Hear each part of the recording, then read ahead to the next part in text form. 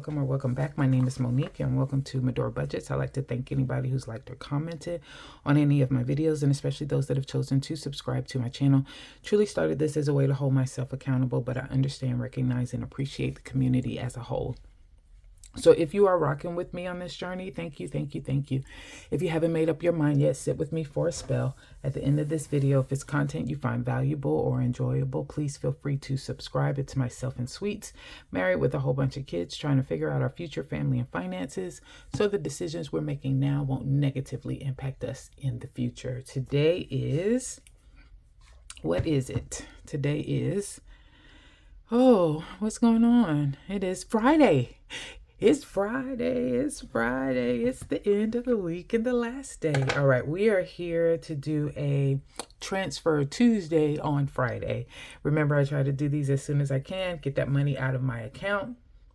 That way we don't have to worry about Monique making any bad decisions. I'm trying to pull up my Best Buy now. What you'll notice here is that we had allocated from the last budget with me. I'm going to take $37 that I would have paid to Nelnet.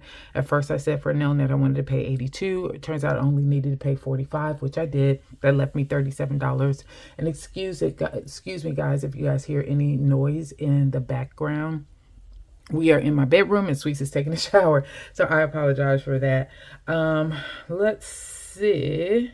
So it's going to be $37 that's there from there. And I have that. I've already moved it over from my bills account to my variable account because I am also adding a $50 extra debt payment for Best Buy from my variable account. So it was easier to move the $37 over there and make one payment of $87 towards Best Buy. So that is what we are here to do today. So give me a second. All right, so here we go. We know we're going to do $87. Here is my Best Buy account that I have so far. I owe $446 as the payment. I did make an extra $19 payment on this account on the 22nd. So I do have to register that. And then now I'm making an $87. So I'm going to go ahead and hit to make that payment.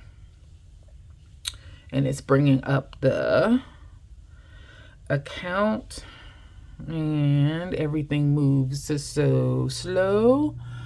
All right, and let's say I'm going to make this from my variable account, and we're not going to do the current balance, but we're going to do another amount. And what did I say? 87. All right, let's do $87. Payment date on the 24th today. Let's hit continue, and let's see where we are.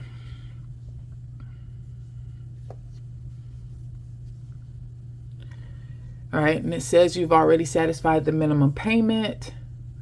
Based on the payment date you have selected, the payment will not satisfy any future payments. Okay, I know that. So no worries. So we'll go ahead and authorize that $87 coming out of the account. And boom, thank you for your payment. So let's go home. So that was $87 paid on that account. All right, so those are done, and I will mark those off, and then I will show you guys what it looks like on the debt payment tracking app that we're keeping. I'm going to go over here to track. Now, here's the crazy thing about this particular app. I actually have to track all of the things, even if I'm doing a minimum payment on things. And I've thrown this particular app out of whack because I have a lot of split bill payments that are registering on here, and it doesn't know what to do with those. So I'm going to go over here though, and I'm going to mark off total payment so far is $54. I did one January the 18th for $35, and then again on the 22nd for $19. We're going to go ahead, and I did select to do multiple transactions. That's what you see there. So we're going to go in and we're going to make another payment. Let's add another payment, and that payment amount is $87. And we're going to hit add for that, or save, update. There you go. $87. Let's update. All right, are you sure you want the transaction date to be this? Doesn't impact the plan. Yes. I want to save it, and I do not want to finalize it because I do plan on making more payments to this account prior to the February 23rd date. So let's go ahead and keep it open, and boom. So we go over in debts because I am making payments for my, like I said, my minimum payments as well. But you'll see that now I only owe $359 for Best Buy. When I first started this, a week and a half ago, it was $500. So I am making strides as far as that's concerned. Nothing has changed as far as the timing. So it still shows 4 years and 10 months, which is okay. That's fine. But that has been registered here. And then we will go over to my dash planner, and we're going to go ahead and document that information here. So when I made the payment on the 21st, it moved my debt payment date back to around May 23rd. Remember, I'm making little small payments, so it's causing this app to say, hey, if you're only making a little bit of payment instead of the amount you said, the total amount you said, it's going to keep pushing your date back. So I'm trying to track my progress here as well. So I am going to mark off that this is 1/24 and that we made a payment of $87, and I'll move these over, you guys, don't worry about it. Put that there, and that was $87. And we'll look at my plan and the strategy, and it now shows, it shows May 23rd as the payoff date, because I'm getting closer back to what I should have had originally. And once I reach the $150 total that I'm supposed to be paying on this account, I know at that point it will start to register the right date. So I'm not stressing out about the dates that it's showing me currently, just because I know I'm making a lot of movements, a lot of little small payments here and there. And there's nothing wrong with that. I just have to remember that I'm doing that. All right, and then let's put here that my total now that's due is $53,476.56 is my total.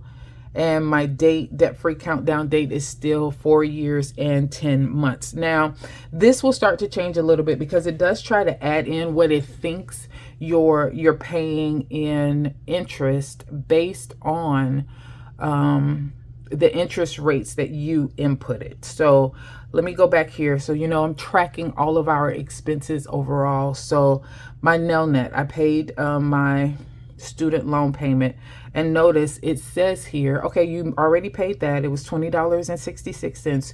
You told me that you had a 6-point-something% interest rate, so it feels like the interest accrued is $15.68. If I need to change what that interest is, because my student loans are variable interest rates, and so if I need to change and they actually charge me $17 worth of interest or $22 worth of interest, I do have the ability to update that, and then that will update the total debt that's showing as well. So this total debt that's showing is also calculating interest and how that plays into the payments that you're making, which is one of the reasons why I do like this. But I may have to go in and make some adjustments for that. Now, it's not necessary for this first part because Best Buy is a 0% interest. So everything that I pay is going towards the principal. But when I move to the Kohl's, which is next, and I think I'll be getting there sooner rather than later, since I am making multiple payments right now in the Best Buy, I think things will start to change then, because I'm going to need to really pay attention to the interest, make sure I'm putting that amount in there so that my payoff dates stay accurate. Okay, I think that is it. Thanks everybody for your time. You guys have a good one.